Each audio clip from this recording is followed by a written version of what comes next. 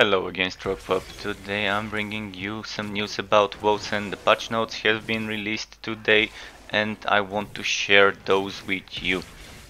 The first thing that was shared with us was a trailer, and you can see the link in the description to watch this release trailer. Next we have a lot of general changes, such as all characters and chests being wiped, adding the female character, adding customizations, Act 2, Act 3, 2 difficulty modes for the campaign, story mode that allows you to enjoy the campaign without worrying about the difficulty, and the normal mode, which allows you to experience Wolcen as the developers intended you to. Then there's additions for Champion of Stormfall game mode, which unlocks after you complete the story. This is kind of like maybe the new version of Soldier of Fortune mode. You can play this mode only in normal difficulty. Then they added the credits and a lot of other improvements for visual elements, performance and networking. Also improved animations for all cinematics and characters. The HUD and the global UI have also been improved as user interface changes to fit the game's content. You can now access the cosmetic inventory by pressing B to change the appearance of your armors and weapons and apply dice to armors. They've added aspect of apocalypse window to select our aspect. They've added socket reforge panel at Zenithar Stark's shop and an overlay map for fixed areas as well as randomly generated areas.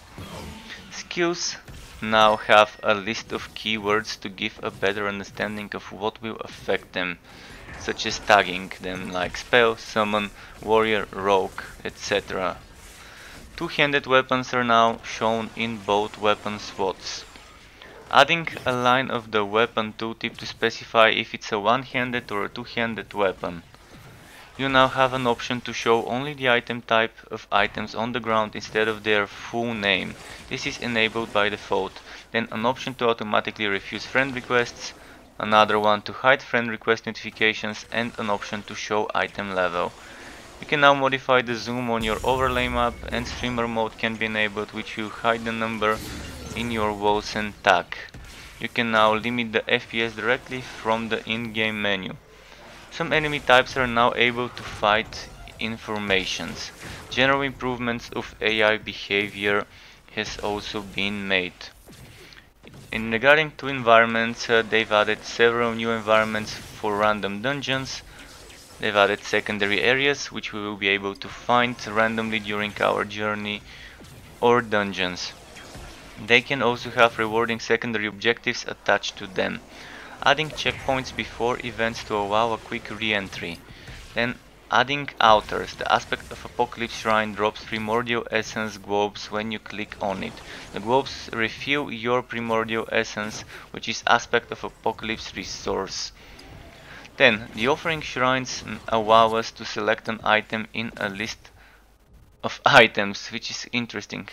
Then the companion shrines summon a companion that will fight alongside us, and the Altar of Greed spawns 6 cursed chests. Amazing. You have a limited time to open those and kill the monsters they spawn. Each chest you open gives a bonus of rarity to the other ones. There have also been audio improvements such as safeguard against Saricel spawning, sound spam, merchants having lines to play on various interactions, the player character now having a dynamic dialogue during gameplay, the Saricel chosen having voice lines, and tons of sound improvements throughout the game. Characters can now be up to level 90. This is one of the most important things you would notice probably when it comes to gameplay changes. Then all skills have been rebalanced, potions can now be used instantly, weakness ailment now only reduces the damage inflicted by the enemy, not the damage taken by the enemy, which is kind of a bummer, but we're gonna have to deal with it. Curse ailment no longer spreads ailments, instead it increases the damage inflicted to the enemy. Now that's nice, so that's gonna be the new weakness to make them take more damage. You can now unlock aspects of Apocalypse. Once your apocalyptic gouge is full enough, about a third, you can transform into one of the 4 aspects for a limited time, wreaking havoc amongst your foes. Each aspect has its own skills and mechanics. The apocalyptic gouge can now be filled by killing monsters. Primary stats have been reworked. Agility, ferocity, and willpower no longer have a defensive bonus. Toughness now gives bonuses to health and force shield. Amazing. The break bar is a new way to handle hard crowd control immunity. Stun and freeze, for example. When an elite or boss monster receives a stun or any hard crowd control, it will lower its break bar based on the duration of the stun. The break bar is also damaged as the monsters receive damage. Once the break bar is emptied, the monster will be broken. When a monster is broken, he is stunned for 5 seconds, receives more damage and can be affected by any hard control effects until the break bar is regenerated after a few seconds. You now only have 2 stash tabs available during the campaign. The endgame allows you to unlock 3 more stash tabs. Kind of a bummer, I was expecting a bit more, but okay, we're gonna have to live with just 3 plus 2. Interact can now be consumed for Primordial Affinity by right-clicking on them in the player inventory. The amount of Primordial Affinity gained by consuming an Interact has been greatly reduced.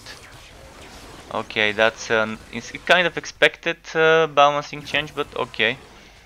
The amount of skill experience gained with Primordial Affinity has been increased consequently. That's nice as well. The attributes reset cost has been increased.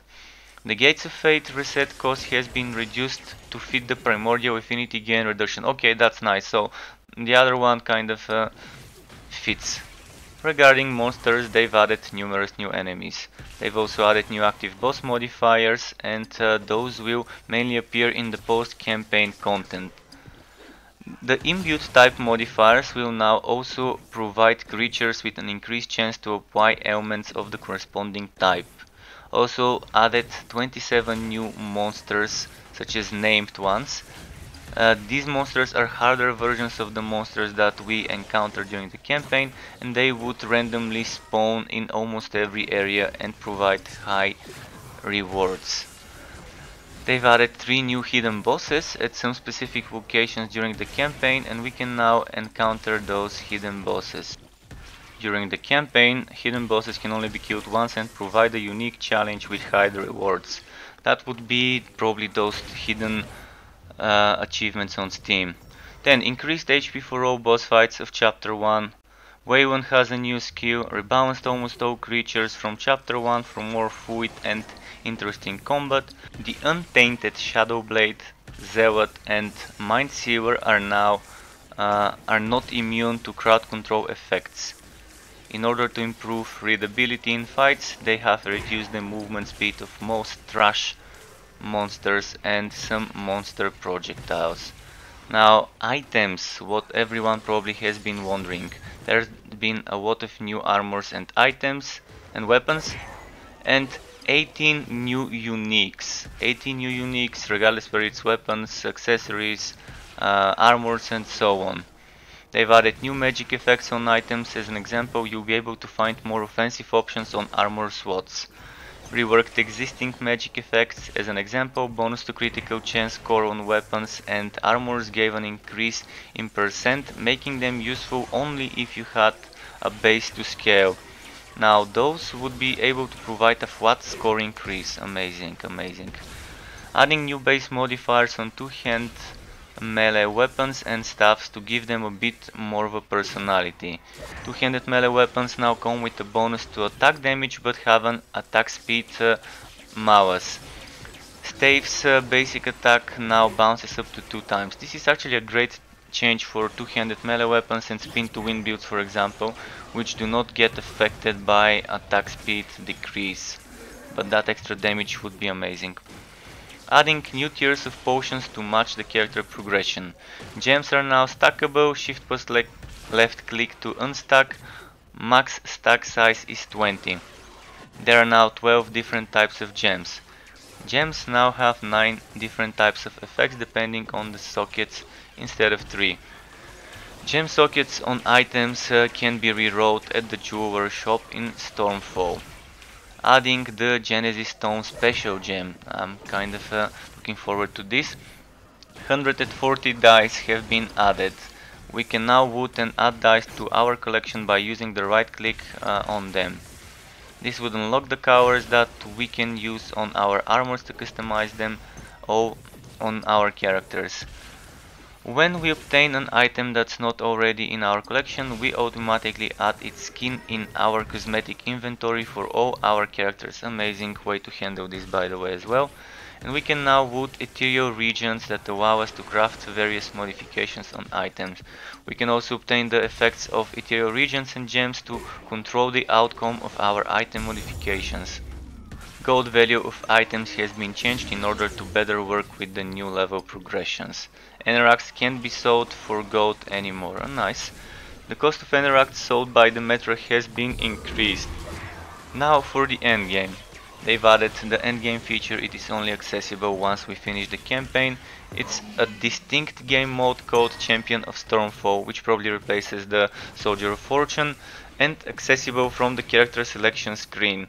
Mandates have been rebalanced and Alexander Ivakin has been removed, so Dashing Eugene is now the only one in charge of mandates and expeditions.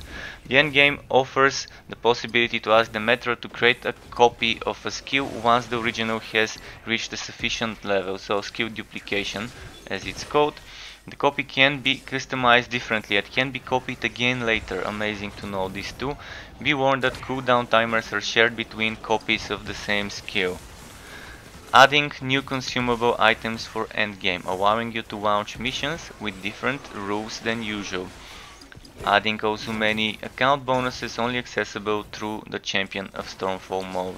Increasing the cost in gold of a map modifier, and also reducing the cost in Primordial Affinity of the Untainted War. And now something here that makes no sense, increasing the item rarity bonus of the Untainted mode and then reducing the item rarity bonus of the Untainted mode.